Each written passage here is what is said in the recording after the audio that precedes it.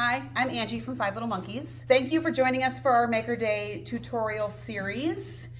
For those of you that aren't close enough to come and hang out with us in person, I'm glad you showed up for these videos. I am going to talk about making Dresdens. I have been having so much fun with this book. This is a book by Susan K. Cleveland. She wrote this a couple of years ago when she came out with her dynamic Dresden rulers. Well, those rulers got a glow up this year because now they're made by Quilter Select, which means they have the non-slip coating on the back that all of the Quilter Select rulers have. It's a game changer with doing these Dresdens. I've made a bunch of her patterns in the past. Having the no slip on the back makes so much easier, and I'm going to show some tips on how these rulers work. This is what I'm currently working on right now. This is the 30-degree Dresden, but I'm using Karen Montgomery's counterpoint fabric with this. And I'm going to show you how much fun this is, and I'm going to show you the other elements that I've put together. So because this has the coating on the back, one of the features of this ruler is, see the dotted line on the inside? You can actually fussy cut what you're going to see, because that little dotted line shows you exactly what you're going to see. Another little tip that you can read about in the book, I'm not going to demo it today, is I made tiny little piping inside my Dresden points here, and it just gives it that extra little bit of like bouginess to it. So it's at the top and it's at the bottom. The way that I did that was with this tool called the Piping Hot Binding. I have a tutorial on how to use this on a separate YouTube video that we'll link to this. This binding tool was meant to do this tiny little interior piping in a binding. It comes with enough that you can play with it, and it has the ruler and the directions in the book. It's amazing. This is also one of Susan's inventions. I've been using this for years. This is also the tool that Jackie talked about with her pillow and her shoes. All right, so that's that one. What I have done now here, this is my 30-degree ruler. These are an example of my 18-degree dynamic Dresden. So in the book, the pattern in the book will show you how to piece them, how to put your piping in, how to make the points, how to make the inside, how to applicate it, how to stabilize it, all of those things. For the sake of this video, I'm just going to show you how all the tools work with some extra little tips, okay? This, again, is Karen Montgomery's counterpoint fabric. The reason that this fabric is so dang cool is because all of these stripes come from the same fabric. Okay, this one here is the border stripe. So I'm going to demo on the border stripe how you can fussy cut everything. Okay, so I've already made those ones in that sample I made with my wide ruler, so I'm going to make it with my skinny ruler. Now in the wide ruler, I had put a bit of fabric at the top and at the bottom. In this one, what I'm going to do is I'm going to use the lines on my ruler so I can see where my fussy cut bit is going to be. All right. So we have these lines in here so that you can use this to fussy cut. You have a center line and you have multiple lines along the ruler. So if I take my ruler and let's say I want to center this pink flower. So I'm going to take so that I have a easily repeatable design. Okay. I'm going to line up, let's say I don't want to see any of the blue up here. Okay. So I can see exactly what's going to show up based on where my point is here. All right. So it doesn't matter what's out here. We're not going to see that anyway. I know that I'm not going to see that. I am only going to see what's inside this dotted line. All right. All right. So if I wanted to repeat and cut this same flower over and over again, my dotted line goes right down the middle, so I know where my center of my Dresden's going to be. I'm just going to take a Sharpie, and on the side that's not grippy, I'm just going to make a reference point for myself. This doesn't have to be perfect. It just needs to show up. Okay, so I'm going to mark just the middle of this flower. It doesn't even have to be neat. You just want to give yourself a reference. Okay, so now if I pick this up or I go down the row to make the same flower again, I can line this up right on top of that spot and have the exact same place. Hand sanitizer works great. It just wipes right off, comes off easy. The other thing you can do, so let's say you don't want to repeat your flower, you just want to cut all of the flowers. what I would do is I would take any one of these lines down here, so maybe my 2.5, okay? And just so that you can continually line up your line, pick a line, make sure you use the same one over and over and over again. Now again, when I sew this, I'm gonna then see that dark point there. So if I don't want that dark point there, I need to move it. So if I don't wanna have the dark point, then I can slide this down to my 3-inch line. My dark point's gone. So you just play around with wherever you want it to be, all right? So what I'm gonna do is now I'm going to, and I'm demoing this on purpose without the whole ruler so I can show you multiple things. I cut one side. Because my ruler sticks, I can just turn it, cut the other side, turn it, cut the other side, okay? Now I wanna cut that end off down there. Normally, I would have started with a strip. I would have started with a strip the width that I want it to be. I'd line one line up, line the other one up. But since I'm doing double duty and showing you some fussy cutting, I didn't. So what I'm gonna do is then I can just take my ruler, line it up on that line there and get rid of that. So I'm gonna end up with this sort of tumbler block. All right, so I'm gonna just cut a couple of these. So remember we said we were gonna cut our 2-inch line. I'm gonna line up my 2-inch line and then I'm gonna cut both directions. All right, so we're gonna go this way. I'm gonna flip it this way. I'm gonna line up my 2, very little fabric waste. Okay, so if I line my 2 up on that line again. So now I have multiples. And I can cut. So let's say I didn't line that up exactly right, just turn it again and cut off anything that's left. All right, so one of the things I really dig about this technique is they're really easy to chain sew. All right, so I'm gonna go to my machine. My machine's already set up for my 1/4-inch seam allowance. Hot tips when you're putting these together. Fold your fabric, right sides together. Don't sew from the fold, sew from the raw edge, because then you don't have to press anything, you don't have to measure anything. You can literally just drop your needle and the fabric is going to naturally fold off that end. You're going to have exactly in the middle. Then I can just chain piece these. Right now I'm sewing the top edge because I'm going to show you a couple of different things you can do with this. You can also then come back and sew the bottom edge. Now, when I'm making a whole bunch of these, I will just chain sew all of them. If you want to make your bottom edge Dresden as well, just fold it over, do the exact same thing from the bottom.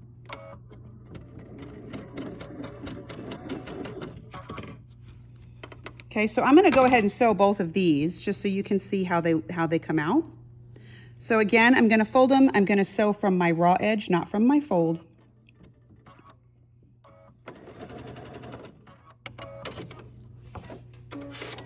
And now we have 2. I'm going to show you a whole bunch of them in a second. All right, my next tip with these is all about the pressing.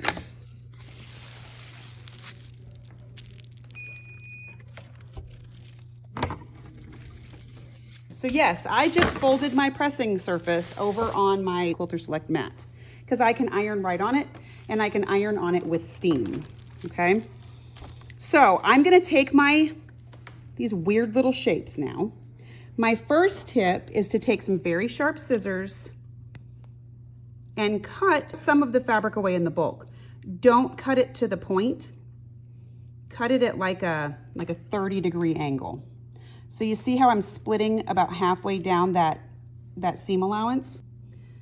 When I snip this, I'm gonna go halfway into the fold. You don't wanna cut it all the way to that corner because you will poke through it. Okay, so my next tip is I'm gonna press this shut first because I wanna press this seam open so it lays nice and flat. I'm using my prairie pointer. Somebody just asked me, why is that thing metal? Because I can iron on it. So this is open and it matches up with that line right there. I can finger press it, but I really do want it crisp pressed. So because this is metal, I can put my iron right on that and press it down. So now I get a nice crisp open fold. Now, hot tip, I usually put a piece of ribbon down here because this sucker gets hot so you can pull it in and out. And I can put that on the fold, or on the line as well. And I can press the bottom half also. Okay, so just those two things give you crispy points. The other thing I'm going to show you is after we turn it inside out. So I'm going to press it before I turn it inside out. Then when I turn them, put my thumb in the point, put my middle finger through on top of my thumb, fold it right way out. My precision point turner is going to poke that corner out to be so sharp and pointy. Look how perfect that is. Now I'm also going to use my prairie pointer again, because now that I have my points turned out, I want to iron it again because it's not straight how I want it. I'm going to line that seam line up again, and people ask me, well, can't I just skip the first step and do it the second time? You could, but you're not going to get that level of pointiness. Pressing the seam the first time gets not only this gets this open really nicely, pressing it the second time gets the point right in the middle. Okay, so that's why we do it again. The seam still lines up on this side as well. Okay. So now I have pressed both of my points together. Isn't she pretty?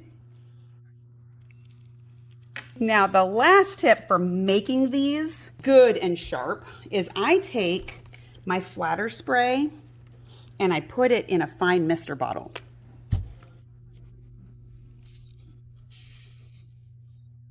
So I just make this, see how fine the mist is? So the whole thing is even coverage of flatter. Now when I press that, look at how flat and crispy that is. Isn't that pretty? So what I've done already, because I did this all with my counterpoint stripe, I can lay all these out. I've already grouped them because wherever you cut the stripe on this, see how they repeat? So now my stripes are going to line up. They should line up dang near perfect, but I'm going to give you some tips on making them line up perfect if they just maybe don't. I haven't sewn the bottoms of these because you don't have to. You can leave this open and then applique over the center if you don't want to have an open middle. So there's multiple different ways you can get there. I'm going to use my seam-align glue to show you some tricks on getting these to line up really nicely. So here's my seam-align glue. This stuff is sort of like liquid pins, so you don't have to put a whole bead of this. I just put a little drop anywhere that I want to match it up, especially up here at the top. It does wash out, and it doesn't dry until you iron it. So like I can put the drops down there and then come back over it, and it won't stay there until I iron it. So I can hold it. I can take this line right here and match it up with the line on the bottom.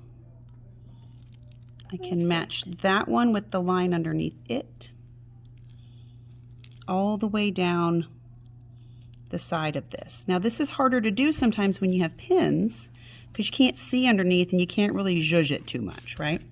So now it's going to stay there, but I don't want to sew it yet until I iron it down, because once I iron it down, then it's like it's pinned. Okay, so now I can pick this up and I can toss it around and it's stuck together. Okay, so now let's sew it and see what happens.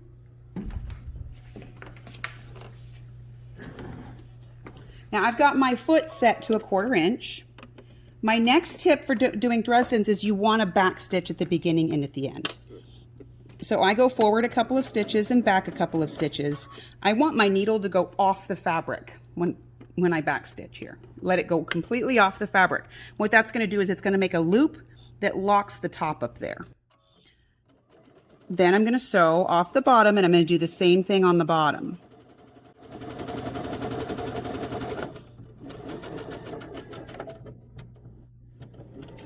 So I backed it up. So now when I cut my thread, a couple of things, my thread tails are not at the very end, and see how my thread goes over the top here? It locks that stitch in really nicely. So now let's test our pinning skills. When I iron this, I always set my seam before I press. Whatever you're going to press toward needs to be up, because then you'll know which way it's going to go. Now I can just press this over to one side. Isn't that pretty? And now look at my stripes match up. So what I would do is I would sew these together in twosies until I got a whole circle. Now the way this fabric is laid out, I'll put one, when I'm cutting them, I put one way and one the other way so you can see the repeat is opposite here. So I will actually get 2 different circles from the same cut of fabric. So see how those are one repeat and this is another repeat? That's from the same section of fabric. So when I pull these away, same thing here. This is from a different section of fabric. And I'm just going to put these all the way around and make a circle. Okay? So this counterpoint fabric is like, it's just endless how many ways you can mix it up. I cut all of this out of the same like 8-inch strip of fabric. Here's another setup. Okay, so this is the 30-degree angle, which is the wider angle. And aren't these cool? So what I did with the wider angle was I took the stripe fabric with the piping. Every other one will have the stripe and every other one will have the skinny stripe, which means every one of these will be completely different. Here's the opposite to this one. So if I turn this over, see how the fabric repeats right there? So I cut one direction, other direction, one direction, other direction, flip it back and forth. This one doesn't quite match, but who cares? If you wanted them to alternate, you could. If you used your ruler and lined up this middle part right here so that the middle is in the center, which is kind of how it is here, you could criss and cross them. All right, so I'm having a big time playing with the counterpoint fabric, both of them, both 1 and 2, just playing with this one tool, okay? So I think that you can kind of make circle blocks, but you don't have to sew circles, yay. You look really cool because all you do now is applique this down. So I'm gonna put this, I'm probably gonna put this on like a purple background, and all I'm gonna do is I'm gonna stick this down onto my background fabric, probably with some 505 spray, and I'm gonna edge stitch all the way down around my blocks. I'm gonna edge stitch in the middle too. Because when I can either top stitch this with a straight line, I can blanket stitch it, I can zigzag stitch it, I can decorative stitch it, I can use different colors of thread for each block. Like this is one of those times where it's just kind of endless of what you want to put together. Okay, so the tools that we used, we have the Dynamic Dresden book. We've got both sizes of the Dynamic Dresden rulers. This is the 30-degree, this is the 18-degree. The difference is just the angle. They both have the same fussy cutting bits and the same lines. We also used our prairie pointer tool to make our points really sharp. We also used our piping hot binding tool, which is also from Susan K. Cleveland. And then we also used our precision turning tool and our flatter spray. All of these things will be linked at the end. You can get all of these things on our website as well. So, does anybody have questions about anything that I did here? Why those scissors? Any reason? These ones here, I just grabbed them because they have a really fine, sharp point. I like all my Quilter Select scissors. These are actually like a duckbill scissor, but I like the really sharp, fine point. The ones I really like for this are a micro tip. They're basically exactly this without the bill. Can we see that glue again? The seam line glue? Yeah. I love this stuff too. So I like how fine the applicator is on this. So I always have my applicator and hot tip when it gets gummed up. So like if the glue's not coming out, just put a pin down inside there and down at the top. But I also have a refill bottle. I've refilled this bottle so many times. How critical was cutting the tips before you iron the fold to get your perfect point? So if you don't snip that extra bit of fabric out, this point here gets kind of full of stuff and you can't get that really crispy tip. So all of those small little steps is how you get that really crispy fine point. I'm glad you hung out with us for all 8 videos, and I hope we gave you some inspiration to try something new, maybe fancy up something old. Make some quick gifts for somebody that you might need for teacher days or gift bags if you've got to go to a kid's party or something. You need to have you're going to go on a retreat and you want to have things to put in everybody's bag. All of the things that we showed you today could be turned into really small little gifty ideas. And I think they're all really, really fun. So I hope you did too. All right. See you later.